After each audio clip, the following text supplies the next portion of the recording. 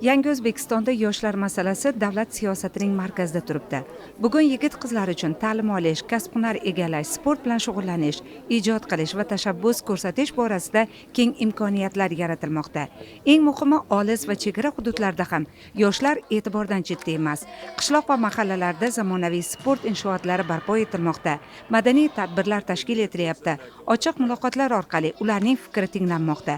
Prezidentimiz tomonidan Xavfsizlik kengashining kengaytirilgan yig'ilishida yoshlarni vatanparvarlik ruhida tarbiyalash, ularni yot g'oyalar va zararli illatlar ta'siridan asrash, bo'sh vaqtini mazmunli tashkil etish bo'yicha ko'plab tashabbuslar ilgari surilgani joylarda amaliy ishlarga yo'l ochmoqda. Namangan viloyatining chegara hududi Kosonsoy tumanida o'tkazilgan Biz yoshlar giyohvandlikka qarshimiz shiori ostidagi festival ana shu sa'y-harakatlarning yorqin namunasi bo'ldi. Men Kosonsoy tumanidagi 44-umumta'lim maktabi 11-sinf o'quvchisiman. Hozirgacha juda ko'p yutuqlarga erishganman. Misol uchun 2025-yili oktyabr oyida Germaniyaga grant asosida muddatli oldin o'qishga qabul qilindim. Bunda nafaqat ota-onamni, o'qituvchilarimni, davlatimiz tomonidan yaratilgan sharoitlarning o'rni juda ham katta. Bizning tumanimiz olis hudud bo'lsa ham, bu yerda yaratilgan sharoitlar havas qilarli darajada juda ham ajoyib. Tumanimizda mana bugun ko'rib turganingizdek yoshlar bayrami desak ham xato bo'lmaydi. Biz yoshlar giyohvandlikka qarshimiz mavzusida katta tadbir o'tkazilmoqda. Barcha yoshlarni qamrab oldi. Hammada ajoyib kayfiyat. Bu yoshlarimizga yanada kuch va oldinga intilish bag'ishlayapti. Festival tumanning Bog'baland mahallasida joylashgan ixtisoslashtirilgan maktab hududida boshlandi. Yosh rassomlar o'rtasida o'tkazilgan Biz yoshlar giyohvandlikka qarshimiz shiori ostidagi rasmlar tanlovida sog'lom hayot, orzu va maqsadlar, tinchlik, vatanga muhabbat mavzulari ranglar orqali ifoda etildi. Nogironligi bor, ammo mehnati bilan o'z o'rnini topgan hunarmand yigit-qizlarning ko'rgazmasi ham ishtirokchilarda katta taassurot qoldirdi. Kitobxonlik targ'ibotiga bag'ishlangan maydonda adabiyotning inson tafakkurini boyitishi, ma'naviy immunitetni mustahkamlashi haqida suhbatlar bo'ldi.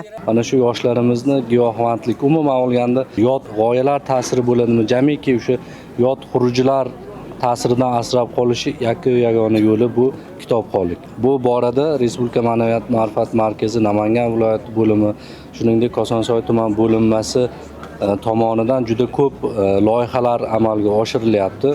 Biz mana shu kitobxonlik orqali har bir mahallaga, har bir maktabga kirib boryapmiz. Bu albatta o'z samarasini beryapti. Yoshlarimiz bugun ko'plab sohalarda o'zlarini munosib o'rinlariga tobora ega bo'lib borishyapti va o'zini tengdoshlarini ham shu atroflariga mana shu kitobxonlikka va boshqa ma'naviy ma'rifiy tadbirlarga jamlab borishyapti. Festivaldagi yosh iste'dod egalarining chiqishi ham tuman yoshlarining qobiliyati namoyoni bo'ldi.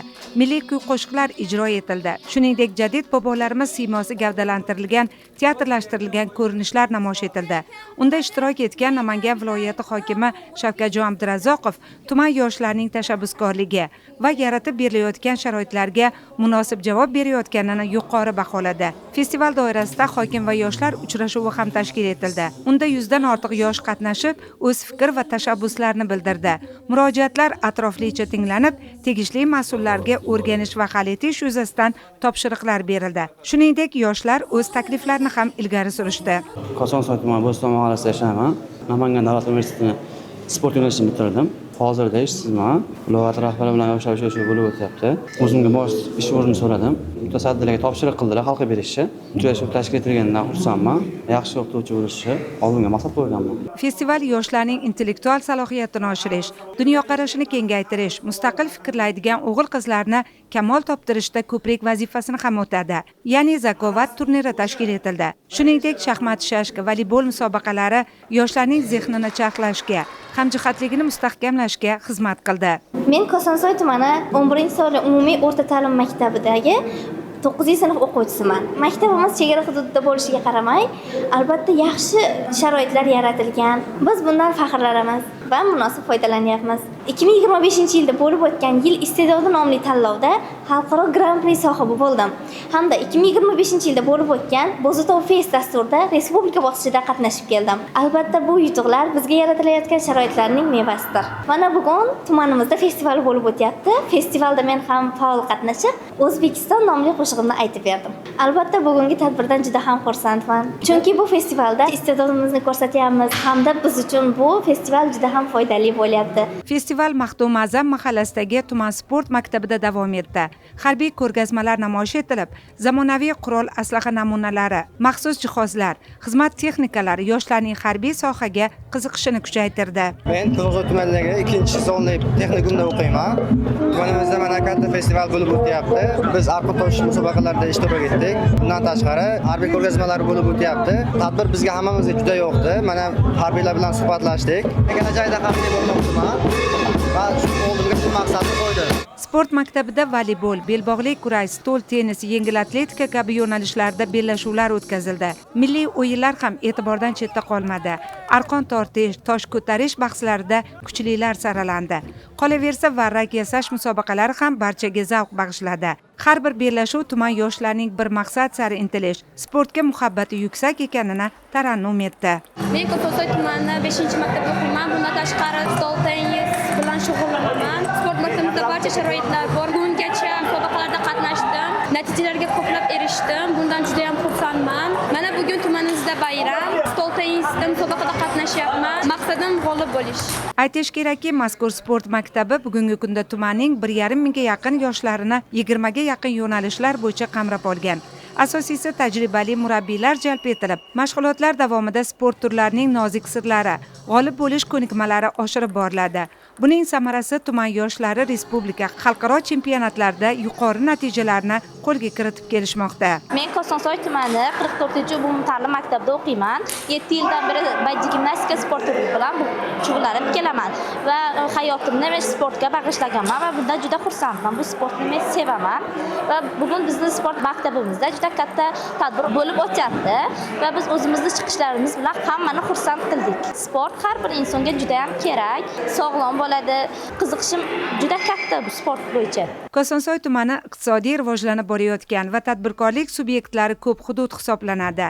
Festivalda bandlik masalasi ham diqqat markazida bo'ldi. Ya'ni ishlab chiqarish korxonalari mahsulotlari yarmarkasini tashkil etib, bo'sh ish o'rinlari haqida ham ma'lumotlar berdilar. Sport maktabi o'yingohi katta konsert dasturiga mezbonlik qildi. Uning avvalida so'zga chiqqanlar bugungi kunda yoshlarimizga yaratilayotgan sharoit va imkoniyatlar kengayib borayotganini e'tirof etdilar va turli zararli illatlardan yiroq bo'lish, sog'lom hayot tamoyillariga amal qilish har bir yigit qizning shaxsiy mas'uliyati ekani uqtirildi. Bugun Yangi O'zbekistondagi yoshlar borasidagi davlat siyosati chekka hududlarda ham o'zining munosib ifodasini topmoqda. Mana bugun Kosonsoyda bo'lib o'tayotgan festival doirasida biz milliy o'yinlarda qatnashib, turli tadbirlarda qatnashib, yanada ogoh bo'lishga, birlashishga, milliy urf-odatlarimizni davom ettirishga shunday hissa qo'shayotganimizdan Kosonsoyning mana shu Yangi O'zbekistonning bir farzandi sifatida faxrlanaman. Yurtimizdagi bugungi Yangi O'zbekistondagi yoshlarga berilayotgan imkoniyatlar, mana bunday festivallar bizni yana ham ishtiyoq bilan kelajak uchun harakat qilishga chorlamoqda. Bunday festivallar biz yoshlarni mana shu hududdagi har bir yoshni qamrab olib, mana bunday gala konsertlarda qatnashish orqali vaqtimizni mazmunli o'tkazishga juda ham katta yordam bermoqda. Festival doirasida 20 dan ortiq sport turlari bo'yicha musobaqalar tashkil etildi. G'oliblar albatta taqdirlandi. Bu biz yoshlarga yana ham shijoat bilan harakat qilishda, birlashishda albatta yordam beradi. Chegara qo'shinlari harbiy xizmatchilarining jangovar chiqishlari tadbirga o'ziga xos ruh bag'ishladi. Shuningdek, taniqli xonandalarning chiqishi yoshlarni haqiqatan ham yagona ezgu maqsad atrofida birlashtirdi. Men Kosonsoyning eng baxtli qizman desam adashmagan bo'laman, chunki hozirda yurtimizda imkoniyatlarning chek-chegarasi yo'q. Xususan bizning Kosonsoyimizda ham imkoniyatlar juda ham katta. O'zim ham Kosonsoyda yashab turib ham juda ham katta yutuqlarga erishdim. Hozirda qizlar ovozi koordinatoriman. Tumanda bolalar harakati bosh sardori, yoshlar maslahat kengashi rahbari. Qolaversa, respublikada Zulfiya nomidagi davlat mukofotining respublika bosqichida qatnashib keldim.